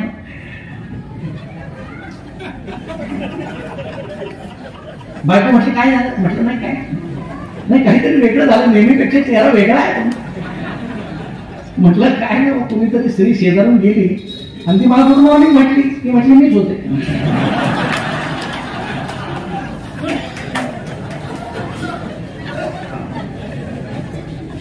तुम्हाला सांगतो लगेच चेहरा पडला. बायको म्हटली हा कुठला आनंदाचा प्रकार आहे? बायको गुड मॉर्निंग म्हटली दुःख, दुसरी गुड मॉर्निंग म्हटली आनंद. तर तुमचं कुठल्या धाटणीतला आनंद आहे? मग ते तुम्ही स्वतः ठरवा की आमचं शेजारी आमचं सुख आहे, आम्ही ते पाहत नाही. आम्ही कुठेतरी नको ते सुख शोधायला फिरतो आणि दुःखी होतो. म्हणून या जीवनातलं सुख दुःख शोधता शोधता आम्हीच कधी दुःखी होतो, सुखाच्या शोधामध्ये ते कळत नाही. आणि आपल्या जवळचं सुख मात्र आपल्याला सापडत नाही. बेंबी कस्तुरीच्या त्या कस्तुरी मृगाच्या बेंबीत असल्यासारखा तो विषय. त्याला कस्तुरीचा वास येतो, कुठून येतोय ते पळत राहतं आणि एके दिवशी धाप लागून मरतं. तसं माणसाचं आहे. म्हणून ज्यानं सुख ओळखायला शिकलंय, सुख फार मोठं असतं असं मी म्हणत नाही. तुम्ही ढगामध्ये पहा, जसं आपलं मन आहे तसं आपल्याला जग दिसतं. जग बदललेलं नसतं, जग तसंच असतं. पण ढगामध्ये पहा, ढगात काय दिसतं? जे मनात आहे ते ढगात आकार दिसतात. लहान मुलाला काय दिसतं? एखादं कॅडबरी दिसते, कारण त्याचं ते हे वय आहे, बाल सुरत कॅडबरी आहे, चॉकलेट आहे. एखाद्या छोट्या मुलीला विचारलं बाळ तुला ढगात काय दिसतं? बाहुली दिसते, नाही का? कोणतरी दोरीवर उड्या मारताना दिसते, त्यांचं बाल विश्वास नाही. आमच्या स्त्रियांना काय दिसेल ढगामध्ये? एखादा नवीन आलेला दागिना दिसेल, नवीन पद्धतीचा. आपल्या मनात ते असतं नाही. आता पुरुषांना काय दिसतं ते मी सांगत नाही, फार वेळ लागेल. काय काय दिसतं हे विचारू का काय? म्हणजे ढग बदलतो यांच्यासाठी, आकार बदलतो, असं तो प्रकार. पण जग सुद्धा तसंच आहे. आपलं मन ज्या भावनेनं भरलेलं आहे तसं आपल्याला जग दिसतं. जगात बदल नसतो. म्हणून एखाद्या दिवशी सुटकी अवस्थेत आपण म्हणतो जगाचं काही खरं नाही, जगाचं काही खरं नाही असं नाही, तुझं काही खरं नाही. जग तसंच आहे. काही तर म्हणतात जग उडणार आहे. कशाला बुडवतो? तूच बुडायची वेळ आली. तू जगाला कशाला बुडवतो? तू गेला तरी जग तसंच सुरू राहणार. मग असं कोणी समजू नये मी नाही तर काहीच नाही. हा अहंभाव मनात जर नसेल आणि प्रामाणिक अवस्थेत आपण जगत असू तर खूप आनंद आहे. पण आम्हाला आजूबाजूला हे सगळं दिसत नाही. आमची वृत्ती कशी आहे? समोरच्याचं वाईट झालं आम्हाला आनंद होतो, अशी काही माणसांची वृत्ती आहे, ती वाईट आहे. दुसऱ्याच्या दुःखामध्ये तुम्ही जर सुख शोधलं तर ते जास्त टिकणारं नसतं, ते क्षणभंगूर असतं, ते आळावरच्या पाण्यासारखं असतं. एका माणसाला लॉटरी लागली 2 लाखाची, शेजाऱ्याने फटाके वाजवले. लोक म्हटले शेजारी असावा असा, लॉटरी यायला लागली फटाक्याने वाजवले. म्हटले शेजारी असावं तुझा सारखा, लॉटरी त्याला लागली फटाके तू वाजवले. तू म्हटला तसं नाही, याला तिकीटच सापडत नाही म्हणून फटाके वाजवले. किती आनंद आहे. मग दुसऱ्याच्या सुखात जर तुम्ही सुखी झाला नाही, त्याच्या सुखात जर तुम्ही दुःख शोधत गेला तर आपण सुद्धा दुःखी होऊ. म्हणून आपण ही मनोवृत्ती बदलली पाहिजे. पण आम्हाला आता प्रतिष्ठेनं राहायचं, नको ती प्रतिष्ठा, मोठी प्रतिष्ठा. त्यानं मुलीचं लग्न केलं, 10 लाख 20 लाख घातले, मी सुद्धा करील, आपली क्षमता आहे का तेवढी. आता कोरोनात लग्न झालं, किती लोक होते लग्नाला आशीर्वाद द्यायला, 5 10 50. ते प्रपंच काही सुखी झाले नाही का? झालं. याचा अर्थ काय? आशीर्वाद द्यायला फार लोकांची गरज नसतेच, सिद्ध झालं. पण पुन्हा कोरोना संपला आणि पुन्हा आमची मेलेली प्रतिष्ठा जागी झाली. पुन्हा आम्ही मोठमोठ्या लग्न करायला लागलो. पुन्हा ते लग्नाचं कर्ज फेडता फेडता आम्ही दुःखी व्हायला लागलो. प्रतिष्ठेनं आम्ही मरायला लागलो. अहो, जुना तो सकस काळ कसा होता. जेवणाच्या पंक्ती बसायच्या, रस्त्यावर बसायच्या, छोट्याशा पत्रवळ्या असायच्या, जेवणाला 2-3च पदार्थ असायचे, कारण क्षमता तेवढी असायची. लापशी आपल्याकडे करतात, तो गावाचा भागा भाजायचा, मग त्यात गूळ टाकून ती लापशी करायची. आदल्या दिवशी एखाद्या खोलीत झाकून ठेवायची, त्याच्यावर धोत्राचं पाणी ठेवायचं. दुसऱ्या दिवशी एखादे बाबा खोऱ्यानं ती घमेल्यात ओढायची, मग सगळ्या पंक्तीला ती वाढायची, म्हणून ती लापशी. पण त्यात एक गंमत असायची, एक जुने बाबा पंक्तीत फिरायचे, एक बाबा त्या लापशीजवळ थांबायचे. आणि ते पंक्तीत फिरणारे बाबा जे आहेत, सुपरविजन करणारे, मोबाईल नव्हते त्या काळात, शेवटची पंगत फार मोठी बसली तर ते पळत जायचे.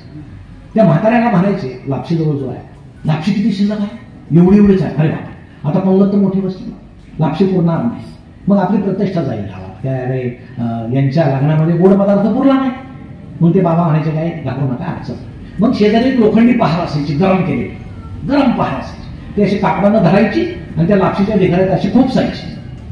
ती पहार खुपसल्याबरोबर सगळ्या लापशीला करपट वास यायचा. आता कोणी जुने लोक असतील तर ते सांगा, ही आयडिया करायची. मग ती लापशी सगळ्याला वाढायची, थोडी वाढायची. ते नाकाजवळ आला काय खात नसायचं. त्या साराच्या त्या आमटीच्या कडे मोठी 3-4 माणसं उभी असायची पाण्याच्या काठी घेऊन. पंगत मोठी बसली, बाहेर पाणी ओतायचं. अहो, शेवटच्या माणसाला निव्वळ पाणीच यायचं. पण सगळे समाधानानं जेवायचे, आनंदानं जेवायचे. नाहीतर आपल्या आशीर्वादानं कोणाचं भलं झालंय? येते तेवढं खाल्लं पाहिजे ना. समाधानात ते जेवायचे. ते समाधान आज कुठेही दिसत नाही. आई यायची तर थाळा आणायची आणि तांब्या आणायची. स्त्रिया बहुतेक जेवत नसायच्या, कारण आम्हीच तुम्हाला जेवून देत नाही. पहिली पंगत आमचीच असते, पुरुषांची. मी आजोबांना विचारलं, का पहिली पंगत पुरुषांचीच का असते, स्त्रियांची का नसते? ते म्हटले, ते फार गप्पा मारत जेवतात, वेळ. पुरुषांचं कसं आहे, पटकन जेवले म्हणजे रवंथ करत गावभर फिरायला मोकळे होतात. नंतर ते काय उरलेलं त्यांनीच खायचं. हे आपल्या नशिबी पहिल्यापासून आहे. म्हणजे आमच्या सावित्री आई आल्या तरी काही गोष्टी तशाच आहेत, ते काय बदलायला तयार असतात. आणि मग पुरुष स्त्रिया असे, मग आई ती थाळा आणायची, त्यामध्ये लापशी घ्यायची. संध्याकाळी पुन्हा सगळं कुटुंब ती लापशी खायचं. दुसऱ्या दिवशी आई ती लापशी वाळू घालायची, अंगणामध्ये अशी वाळू घालायची, एखादं तरूप अंतरायची, त्यावर लापशी वाळू घालायची. मग चिमण्या जर जास्त गोळा झाल्या तर समजायचं हे लग्न श्रीमंत घरचं होतं, कारण त्या लापशीमध्ये खोबऱ्याचे तुकडे जास्त असायचे, शेंगादाणे जास्त असायचे. चिमण्या कमी आल्या तर समजायचं गरीबा घरचं लग्न होतं. आणि चिमण्यात आल्या नाही तर समजायचं अत्यंत दारिद्र्याखाली असणाऱ्या माणसाच्या घरातलं हे लग्न. मग संध्याकाळी तीच लापशी गरम पाण्यात टाकायची, पुन्हा शिजवायची आणि पुन्हा सगळ्यांनी खायची. कोणाचे पोट दुखत नव्हते, पचन संस्था चांगली होती, सोनोग्राफी नव्हती, पोटाचे डॉक्टर नव्हते, फक्त समाधान होतं आणि आनंद होता. आता तो हरपला. आता सगळं छान अन्न असून आम्हाला सोनोग्राफी करावी लागते, आमचे पोट दुखतात. याचं हे कारण आहे, याच्या मुळाशी हे पाहिजे. आणि आमची एक सवय आहे, जुनं तर सोडायचं नाही, नवं तर धरायचं. तुम्ही बघा, ते अंतर पाडतात का धरतात? अंतर पाडतात. आपल्या सगळ्याच्या वेळी धरलाच होता. कुणाच्या मनात आलं का धरतात? फक्त हा कधी खाली होईल याची आम्ही वाटतात, पण धरतात. माझ्या वेळेस धरतात. मी विचारलंय का जुन्या माणसाला, ते अंतरपाठ का धरतात? ते म्हणजे कसं आहे, जुन्या काळी असे फोटो वगैरे नव्हत्या. मग काय व्हायचं, वडील घरी येऊन मुलाला सांगायचे, अमुक गावातल्या मुलीशी तुझं लग्न जमलं. काळी मुली किती शिकलेली काही माहित नसायचं. हो म्हणायचं, नाही म्हणायचं नाही. मग त्या मुलीला सांगायचं, अमुक गावात एक मुलगा आहे, तुझं त्याच्याशी लग्न जमलं. एकमेकाला पाहिलेलं नसायचं. मग मुंडावळ्या बांधायचं, ते दोघं एकमेकांना पाहणार नाही याची काळजी घेतली जायची.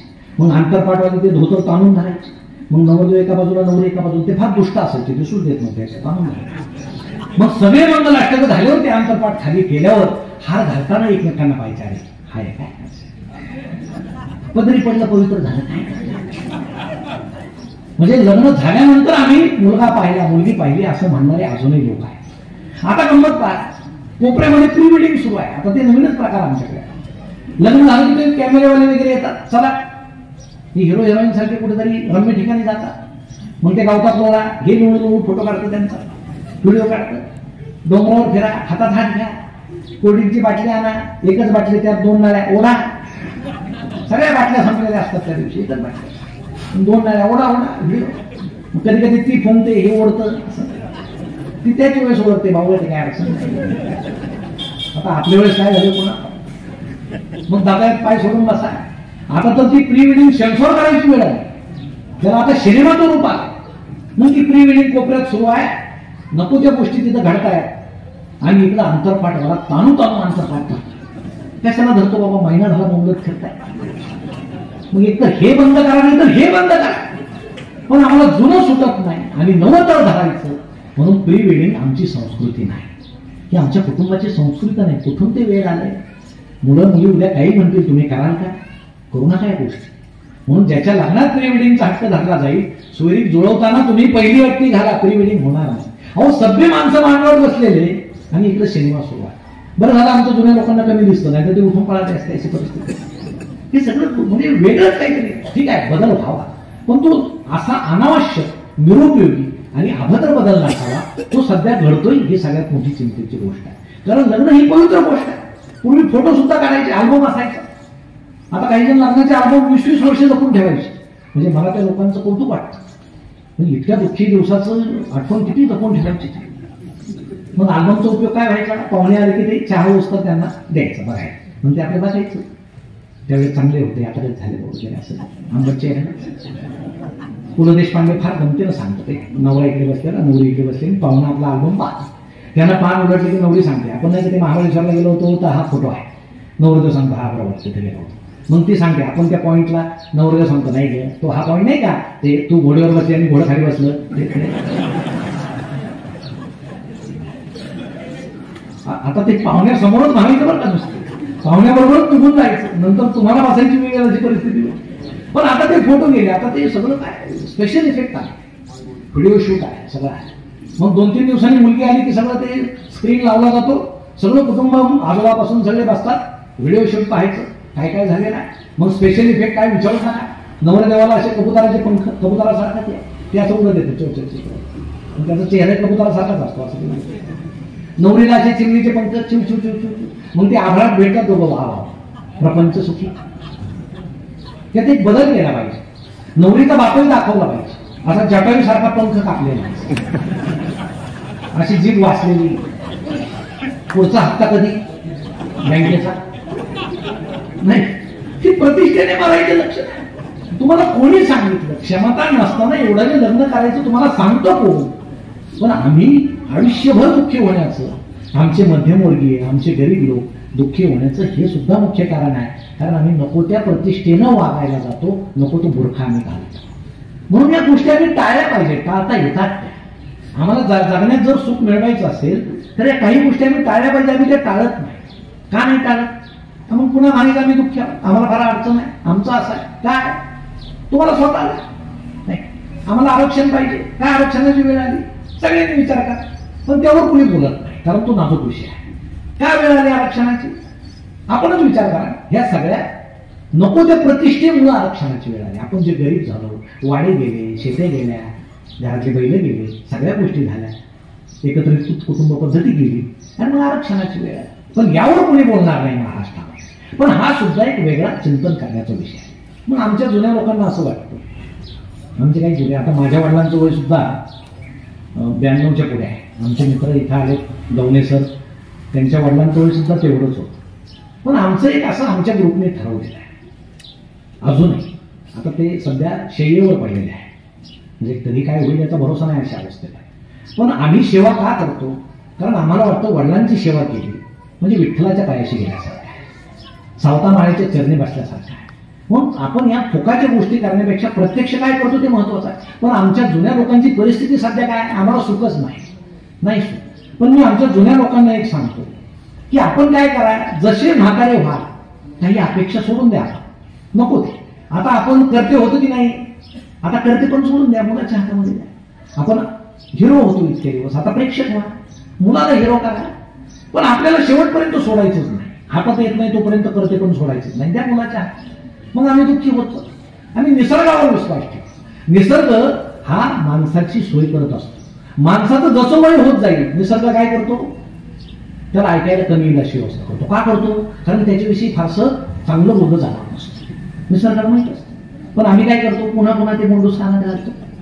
मग एका दिवशी सून फाडकन बोलते की दुःखी होतो. त्यापेक्षा जाऊ द्या बहिरेच म्हणा, सून किती बोलू द्या, नुसतं हसायचं त्याच्याकडे. एक दिवस ती कंटाळून, म्हाताऱ्याला ऐकूच येत नाही, कशाला बोलायचं, तिचं तोंड खातं. जसं वय होत जातं दिसायला कमी होत जातं. ती निसर्गाने केलेली सोय आहे. कारण आपल्याला पाहण्यासारखं आजूबाजूला काही राहिलेलं नसतं. पण पुन्हा आम्ही पुन्हा पुन्हा त्या ढाकणाचे चष्मे घालतो आणि पाहतो. समजा तुम्ही चष्माच घातला प्री वेडिंग पाहिजे, तुम्हाला आनंद होईल का? नाही होणार. चष्माच घातला दुसरं दिसेल, चाललंय बघा इथं. हे निसर्ग आपली सोय करतो याच्यावर आमचा विश्वास नाही. मग आहे त्या अपेक्षेत आपण आनंद मानला पाहिजे की नाही? खेड्यामध्ये दोन म्हातारे बसले पाहत. एक दुसऱ्याला म्हटलं काय जमाना बदललाय, म्हणे काय झालं? माझी सून मला चहा देताना डोक्यावर पदरच घेत नाही. दुसरा म्हटला मला चहाच देत नाही. तुला पदराचं काही पडलंय? पी न गुपचूप. किती अपेक्षा ठेवायची. आपण घरात घेतलेला जुना ब्लॅक अँड व्हाईट टीव्ही आहे, मुलानं विकला, आपल्याला नाही विचारलं, नका विचारू द्या. दुःख बाळगायचं कारण नाही, आपल्याला माहिती आहे पुन्हा सांगण्यामध्ये विकू द्या. नवीन टीव्ही आला म्हणजे मुलाला सुनेला बोलून घ्यायचं. त्यांना एकच सांगायचं की बाबा मला कमी दिसायला लागलं, तुम्हाला माझी इतकी काळजी, हा छोटा टीव्ही विकला आणि मोठा टीव्ही आणला तो तुम्ही माझ्यासाठी आणला. त्या मुलाला मनात लाज वाटेल की आपण बाबांना एका शब्दाने विचारायला पाहिजे. त्या वागण्याच्या पद्धती आहेत. जसं वय होईल घरामध्ये, कुटुंबामध्ये, समाजामध्ये वागण्याच्या पद्धती आहेत. पण आम्ही आमचं तरुण पण विसरत नाही, जुने संस्कार विसरत नाही, तोच ताठा ठेवतो, म्हणून आम्ही दुःखी होत जातो. आता ज्याला पेन्शन आहे ते जरा बरं आहे, पण मग 25 तारखेपासून चहामध्ये जास्त दूध पडतं, आलं पडतं, सुंठ पडते. अहो 1 तारखेला तो स्पेशल चहा, पेन्शन काढायचा दिवस असतो तो, असा स्पेशल चहा. मग जातात एकदा पेन्शन काढून घेतली की 2 पासून कोरा चहा. बाबांना दूध पचत नाही, कोरा चहा सगळ्याच ते. आमचे मुलगी ते बाबा सांगतात, सून न्यायची पेन्शन गेलो मी पटकन काही मोठा पाय मोजात लावायचो हा सगळ्यात म्हणून तिच्या लक्षात आलं. मग ती आता रोज म्हणते बाबा पाय मोजाचा वाशी धुवायला द्या, धुवायला द्या. काही ठेवणार नाही तुमच्या तुम्हाला आलं तसंच आपल्याला जायचं आणि ती जाण्याची तयारी आपण ठेवा. परंतु आपल्या समाजामध्ये सगळ्यात मोठं, जसं सुशिक्षित बेकारी हे शल्य आहे, तसं आपल्या कुटुंबामध्ये सध्या सगळ्यात शल्य कुठलं आहे ते आमच्या ज्येष्ठ लोकांचं आहे. एकत्रित कुटुंब पद्धतीच आहे. आमच्या एका ओळखीचे बाबा सांगतात मला वाचता येत नाही तरी मी 2 पेपर लावलेले आहेत. कशाला लावले? सकाळी पेपरवाला येतो, दार वाजवतो आणि मी त्याला एकच सांगतो की बाबा तू फक्त येऊन पाहायचा, मी आहे. ते दुःख आहे, ही वेदना आहे की मला पेपर वाचायचा नाही पण 3 दिवसांनी कळू नये कुणाला मी आहे. मग माझा मुलगा अमेरिकेत आहे, माझा मुलगा इंग्लंडला आहे, नुसतंच म्हणायचं. आणि ते मी ते कसे झाले कोरोनात, ते तिकडून म्हटले दाखवा आम्हाला, व्हिडिओवर दाखवा. हा बाबा ठेवले, बाबा पेटवले, छान, किती पैसे झाले सांगा, मी पाठवून देतो. हे जे नात्यातलं कोरडेपण आलेलं आहे, हे कोरडेपण जर आपल्याला विसरायचं असेल तर स्वतःची आधी काळजी घ्या की जगणं काय, कोणावर अवलंबित्व म्हणजे जगणं नाही. मला सुद्धा आनंद आहे, मी अनेक पाहतो आमचे ज्येष्ठ लोक एकत्र फिरतात, राजकारणाच्या गप्पा मारतात, एकमेकाशी बोलतात, आनंदी राहतात, कुटुंबामध्ये कमी हस्तक्षेप करतात आणि तो खरा आनंदाचा विषय आहे. म्हणून आपण तरुणपणी कोण होतो, माझा रुबाब काय होता ते विसरून आपण जर जगलो तर आपलं म्हातारपण सुद्धा आनंदानं सुखानं जाऊ शकतं याची मला खात्री आहे. सुनेला आपण लेख म्हणून पाहा, ती आपल्याला वडील म्हणून मानते, आपल्याला नाही पाहायचं लेख म्हणून. या सगळ्या ज्या गोष्टी आहेत हे मी तुम्हाला सांगायला नको, पण या समाजामध्ये जे घडतंय, मध्यंतरी ते सेवानिवृत्तीवरचा एक व्हिडिओ मी केल्यानंतर त्यात एका वृद्धाश्रमाची मी माहिती दिली होती. आता मला खूप फोन येतात महाराष्ट्रातून, खूप, पण ते कशासाठी येतात वाईट मला ते असं वाटतं की तो वृद्धाश्रम कुठं आहे ते सांगा. मला वाईट त्याचं वाटतं की आज किती लोकांना त्याची गरज आहे, का वाटावी गरज. प्राध्यापक आहे, पेन्शन आहे, पैसा आहे, उद्योगपती आहे, पण आम्हाला त्या वृद्धाश्रमाची गरज का वाटावी हा कुटुंबाचा विचार. आणि पूर्वी सगळी एकत्रित कुटुंब पद्धती होती, ती आता कुठे गेली? ती नाही, त्याचं हे कारण आहे आम्ही विभक्त झालो. जयवंत दळवी सांगतात जुने लेखक, माझ्या घरी 40 माणसं होते ना, 40 कोकणामध्ये, मोठा वाडा होता. आणि जेवायला बसताना कसं बसायचं, सगळ्यात ज्येष्ठ आधी बसायचं, मग कमी वयाचे पण मग पोरं सगळे शेवटी, मग स्त्रिया रांधायच्या म्हणजे स्वयंपाक करायच्या आणि वाढायला यायच्या, वाढताना डोक्यावर पदर घ्यायच्या, त्या काळात पदर होते साड्यांना, मग त्याच्या पदर घ्यायचे मग ते वाढायचे पटपट पटपट. मग दळवी सांगायची, माझ्या आईला रस खूप आवडायचा आणि सगळे पुरुष गुटू गुटू करून रस पिऊन टाकायचे. मला भीती वाटायची आईला रस राहील की नाही. मी पटकन एक वाटी रस प्यायचो, दुसरा भरून द्यायचो आणि हळूच मागे ठेवायचो आणि पंगत संपल्यावर ती वाटी शर्ट खाली लपून हळूच आईकडे जाऊन म्हणायचो, आई हे बघ तुझ्यासाठी मी रस ठेवला. हे संस्कार आहे, हे एकत्रित कुटुंब पद्धतीमध्ये होणारे संस्कार. आता विभक्त झाल्यामुळे कुठं घडत नाही आणि आमचे कुटुंब कोरडे होत चालले, मग आम्ही खूप दुःखी आहोत, अस्वस्थ आहोत असं आम्हाला वाटायला. म्हणजे छोट्या छोट्या गोष्टी आहेत, या आजूबाजूला तुम्ही जर पाहिल्या तर निश्चित तुम्हाला आनंद वाटेल याची मला खात्री आहे. जाता जाता एक सांगतो, आमचं इंग्रजीचं फॅड आता आहे, ते एक दुःख होण्याचं कारण नाही. पूर्ण इंग्रज शाळेत घातलं, का घातलं? कांद्याला भाव मिळाला घातलं, कांद्याचा भाव पडला परत आणलं. अरे त्याला इंग्रज शाळेत घातलं, तुझ्या घरात इंग्रजी बोलतात का? शाळेत जर बोलत असतील तर घरात तर थोडं बोलावं. तो फक्त शाळेत इंग्रजी बोलून इंग्रजी शिकेल का? इंग्रजी आली पाहिजे, ती जागतिक भाषा आहे. पण ती येताना आम्ही मराठी विसरून जातो आणि मराठी येऊच नाही हे काहींना जर प्रतिष्ठेचं वाटत असेल तर एक लक्षात ठेवा, माणूस विचार करताना आपल्या मातृभाषेत आपण करतो.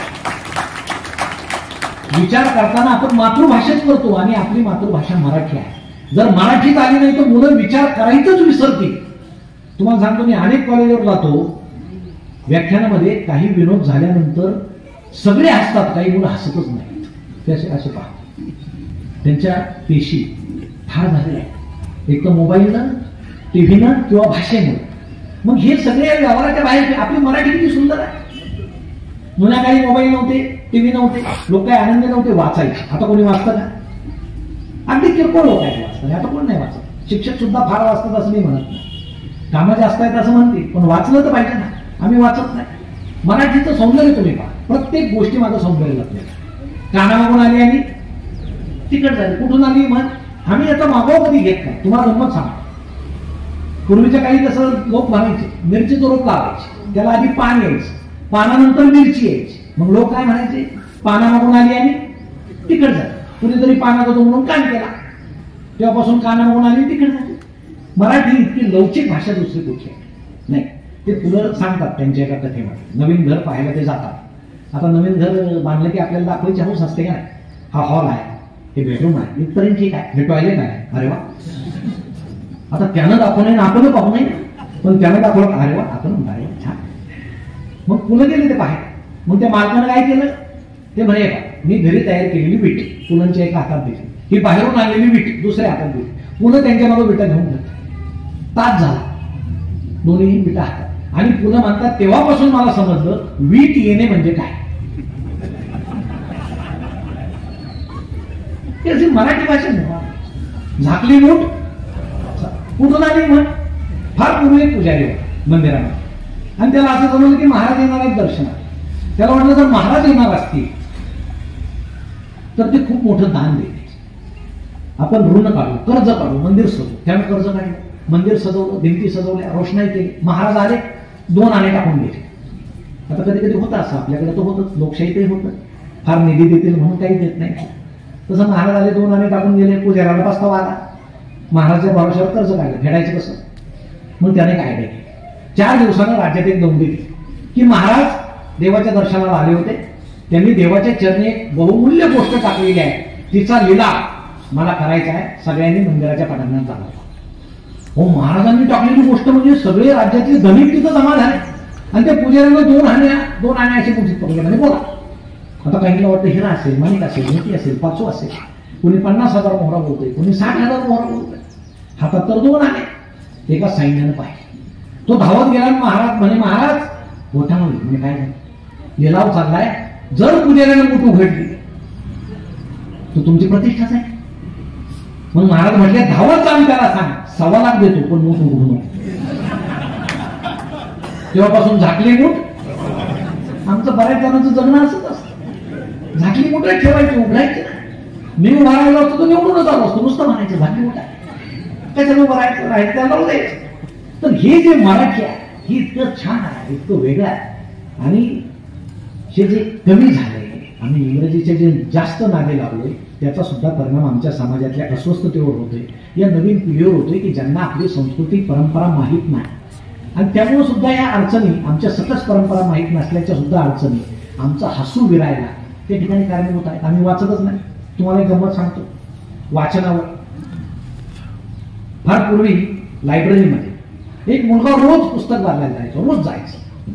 तो वाचायचा का? अजिबात नाही. लायब्ररीयन सुंदर होत्या म्हणून तो जायचा, पुस्तक बदलायचं, रोज बदलायचा. मोबाईल नव्हते. त्यानंतर असं वाटलं की या लायब्ररीयनवर आपण प्रेम व्यक्त करावं आणि लग्न करा, म्हणून त्यानं चिठ्ठी लिहिली. पण ते देण्याचं धाडस झालं नाही. एके दिवशी तो फर्स्ट सेक्शन मध्ये गेला आणि त्यानं आत्महत्या केली. सगळ्या प्राध्यापकांना वाईट वाटलं.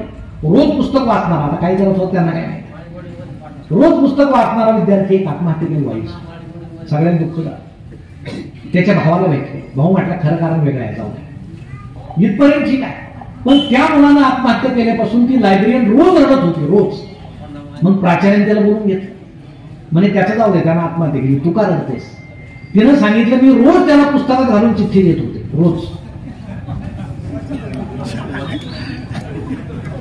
त्यानं एक दिवस सुद्धा पुस्तक उघडलं. तुम्हाला सांगतो तेव्हापासून ती म्हण आली असावी, वाचाल तर वाचा. म्हणून वाचलं पाहिजे. आम्ही वाचत. मग या सगळ्या गोष्टी आमच्या दुःखाला, अस्वस्थतेला जर कारणीभूत असतील तर आपणच या सगळ्या गोष्टींचा विचार केला पाहिजे. म्हणून या सगळ्या व्याख्यानाच्या निमित्तानं महाराष्ट्रभर जे माणसं मला भेटतात, रात्री एका 48 वर्षाच्या गृहस्थाचा फोन आला. त्याला एक आजार आहे, त्याचं नाव सांगितलं माझ्या लक्षात नाही. लहान मेंदू कमी काम करतो, बॅलन्स नाही, चालताना थरथर होते. त्यानं सांगितलं अमेरिका इंग्लंडमध्ये अशा लोकांना नोकऱ्या आहेत, आरक्षित जागा आहेत, आपल्याकडे सांगितलं. तो कुटुंबापासून वेगळा राहतो. अनेक लोक त्याला मदत करतात. तो इतका छान बोलला. तो म्हटला परमेश्वर इतका चांगला आहे, माझ्या मदतीला शेकडो लोक आहेत. विचार करा, खूप मोठा आजार असलेला एखादा निराधार माणूस जर परमेश्वराचे आधार मानतो, मी खूप आनंदी आहे असं म्हणतो, तर हाती पायी नाकी डोळी सगळं ठणठणीत असताना आपण दुःख का मानतो ही विचार करण्याची वेळ आहे. म्हणून मला वाटतं आपण सर्वांनी आपल्या कुटुंबात आनंद आहे, आपल्या लहान बाळात आनंद आहे, आपल्यात आनंद आहे, आपल्या सासू सासऱ्यात आनंद आहे, त्यांच्या सेवेत आनंद आहे, समाजामध्ये आनंद आहे. फक्त तो आनंद कुठे आहे ती शोधायची दृष्टी जर आपल्याला प्राप्त झाली. एक म्हणा, गुलाबाला काटे असतात असं म्हणूच नका, काट्याला गुलाब असतात असं ज्यावेळेस आपण म्हणू, त्यावेळेस दुःखातून सुद्धा सुख बाहेर येऊ शकतं. ही कल्पना आपल्या मनात दृढ होईल आणि निश्चित आपण आनंदी व्हाल आणि त्या आनंदानं हसत राहाल याची मला खात्री आहे. म्हणून आज या पुण्यतिथी निमित्त मी आपल्या सर्वांचे द्रष्टे महात्माजी फुले, सावित्री फुले, की ज्यांनी आज आमच्या स्त्रियांना इतकं सगळं, नाहीतरी भाषण ऐकण्याचे सुद्धा परवाने नव्हते आमच्या स्त्रिया. पूर्वी काळ्यांचा निश्वास नावाची कादंबरी एका स्त्रीनं लिहिली, पण तिला नाव सांगता येणार. तिचं नाव तिनं विभावरी शिरूरकर असं नाव दिलं. आणि ती कादंबरी वाचून समाजात इतका रोष पसरला, कोण आहे ही बाई, काय लिहिते, हिची धिंड काढा, हिला हे करा, कोण आहे तेच समजेना. विश्राम बेडेकर जुने लेखक ते सुद्धा म्हणायचे कोण आहे समजेना. मग एक दिवस त्या प्रकाशकानं सांगितलं की त्या लेखिकेला मी तुमच्या समोर आणणार आहे. म्हणून विश्राम बेडेकर, मालती बेडेकर सहित त्या कार्यक्रमाला गेले आणि प्रकाशकानं सांगितलं विभावरी शिरूरकरांनी पुढे या, आणि मालती बेडेकरच पुढे आल्या. आणि तिनं सांगितलं की आम्हाला लिहायला सुद्धा बंदी या समाजात आहे. आणि सावित्री यांनी असं केलं की लिहिण्यावरची बंदी उठवली, आपल्याला वाचायला शिकायला, आपल्याला संपन्न व्हायला शिकवलं. तुमच्यात किती बदल झाले. आता लग्नात फेटे सुद्धा स्त्रियांना मानतात, किती छान दिसतात त्या. आपलं सगळं चाललं, आता फेटे गेले सगळं. त्याच्यामुळे सावध व्हा. आता पुरुष हक्क समित्या स्थापन व्हायला लागल्या. पूर्वी स्त्री हक्क समिती होती, आता पुरुषांवर अन्याय व्हायला लागला तर पुरुष बघायला लागले. पण करा तुम्ही अन्याय, कारण इतके वर्ष त्यांनी तुमच्यावर केला तर तुम्ही त्यांच्यावर काही फरक पडत. अहो पूर्वी एकत्रित कुटुंब पद्धतीत साड्यावाला यायचं, वर्षभराच्या साड्या यायचं निवडाव्या लागायच्या. बाहेर जायचं सुद्धा नाही. तुला कोणती पाहिजे, 3-3, 4-4 साड्या निवडायची. आता किती बदल झालाय. तुम्ही दुकानात गेल्यावर बघा, तुझ्या दुकानाबाहेर एखादा पुरुष गरीब चेहऱ्याने उभा असतो, समजून घ्यायचं याची बायको आज साड्या सिलेक्ट करते. हा काय काय सिलेक्ट करतो बाहेर उभा राहून, हा विषय वेगळा आहे. पण हे सगळं आम्हाला या महात्म्यामुळे झालंय. त्यामुळे त्यांचे आपण निश्चित आभार मानले पाहिजे. म्हणून श्री संत सावतामाळी महाराज यांच्या पुण्यतिथी निमित्त आपण हा कार्यक्रम असाच पुढे सातत्यानं करत राहावा अशी शुभेच्छा, सदिच्छा आपल्याला देऊन मी थांबतो. धन्यवाद.